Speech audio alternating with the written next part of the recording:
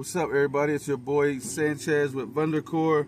Took a little break from the VUNDERCORE project, the stereo amplifier, to do the car. We have a problem with the 2009 Dodge Journey. It's at certain times it's not going into reverse. Like if you start the car and you're trying to leave and you go to reverse, it's not going into reverse. It's not going to drive. It's not going into nothing. I've watched several videos on it, and all the videos they show doesn't pertain to this Dodge Journey 2009. I don't know what kind of Dodge Journey 2009 they have, but none of the things that they say are right. So I wanted to do this video in case somebody actually needed it. So when you take this center console off right here, all the videos I watch, it says there's a trim that you go around through here and you pop off the trim. Well, I've seen them pop it off. They do have a trim, but I don't know if it's not a 2009. So on this 2009 Dodge Journey, there's two pop rivets right here on each side. What you do is there's a center button in them. What you do is you just take your screwdriver and just pop in that center button, and it'll go in. Then you take your screwdriver, you pry the rest of the thing off, and it'll come off. There's two of them, one on each side. After you pop them off, you're gonna come in here. You're gonna take all this stuff out, because if you're like my wife, your wife, there's a whole bunch of shit in here. You'll take it all out. You're gonna get down here. There's 4 screws, 10 millimeter. You're gonna need a long extension to be able to get down in there.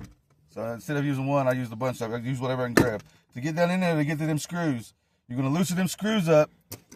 You'll take the silver. It pops right out. So you got there's four pops. 1, 2, 3, 4. So get close to where the 4 pops are and pop them off. Boom. That's gonna come off. Then this, the gear shifter. All you're gonna do is just take this, and without twisting or anything, you're just gonna take it and pull it straight up. It's gonna come right off. It's hard, but it's gonna come right off. You get that off. Get this off. Get them bolts and get them pop rivets off. Then you just take this. You're gonna pull this right up. Just sit this back. Now in here, now I'll show you another trick that you don't have to take this off. And if you're in an emergency, you won't have to take this off. See this pink thing right here? You can actually access that through this. I should have showed you that first. So if you're in a dire emergency, you don't have no tools, and you're out, they won't go. You can access. It's this right here. You just open this little pot right here. There's one of these.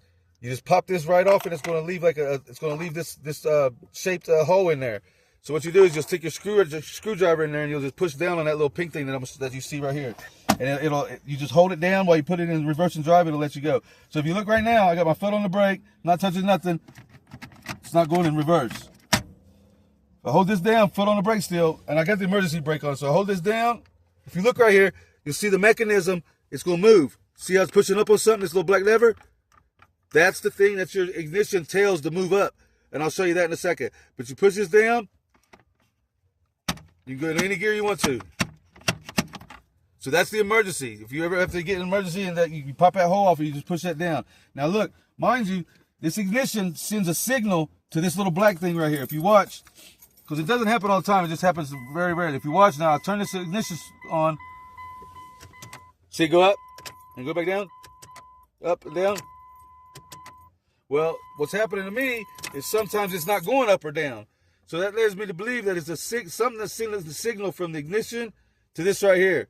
People are trying to tell us that thousands and thousands of dollars to change the solenoids and all that shit. Bullshit. Bullshit.